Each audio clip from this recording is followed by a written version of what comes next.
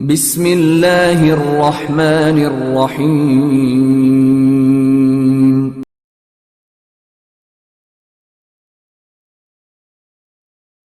ایک شخص عمیر یا بلال نے رسول اللہ صلی اللہ علیہ وسلم سے پڑی ہوئی چیز کے بارے میں دریافت کیا۔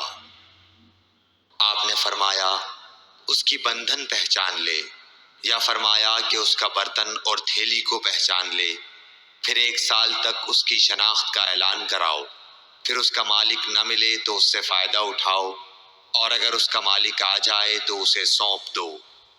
اس نے پوچھا کہ اچھا گمشدہ اونٹ کے بارے میں کیا حکم ہے؟ آپ کو اس قدر غصہ آ گیا کہ رخسار مبارک سرخ ہو گئے، یا راوی نے یہ کہا کہ آپ کا چہرہ سرخ ہو گیا۔ یہ سن کر آپ صلی اللہ علیہ وسلم نے فرمایا، تجھے اونٹ سے کیا واسطہ؟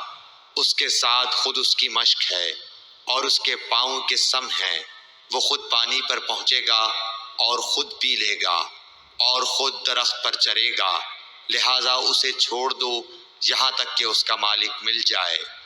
اس نے کہا کہ اچھا گمشدہ بکری کے بارے میں کیا ارشاد ہے؟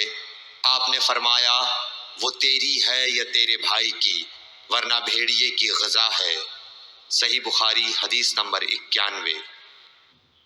رسول اللہ صلی اللہ علیہ وسلم سے کچھ باتیں دریافت کی گئیں کہ آپ کو برا معلوم ہوا، اور جب اس قسم کے سوالات کی آپ صلی اللہ علیہ وسلم پر بہت زیادتی کی گئی تو آپ کو غصہ آ گیا۔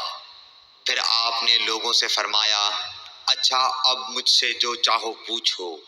تو ایک شخص نے دریافت کیا کہ میرا باپ کون ہے؟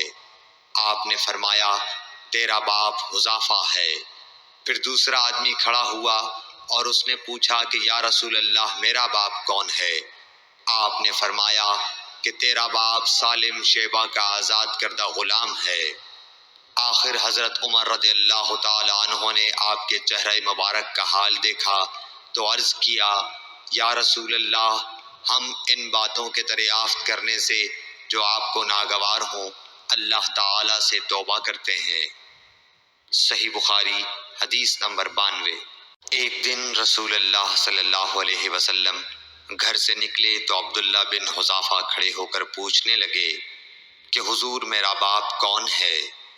آپ نے فرمایا حذافہ۔ پھر آپ نے بار بار فرمایا کہ مجھ سے پوچھو۔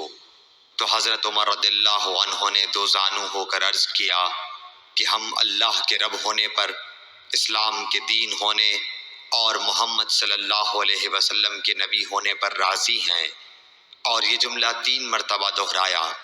پھر یہ سن کر رسول اللہ صلی اللہ علیہ وسلم خاموش ہو گئے۔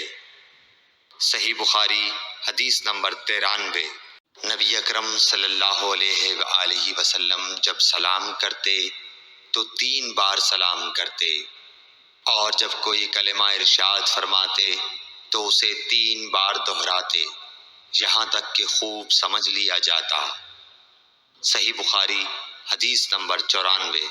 رسول اللہ صلی اللہ علیہ وسلم جب کوئی کلمہ ارشاد فرماتے تو اسے 3 بار لوٹاتے یہاں تک کہ خوب سمجھ لیا جاتا، اور جب کچھ لوگوں کے پاس آپ تشریف لاتے اور انہیں سلام کرتے تو 3 بار سلام کرتے۔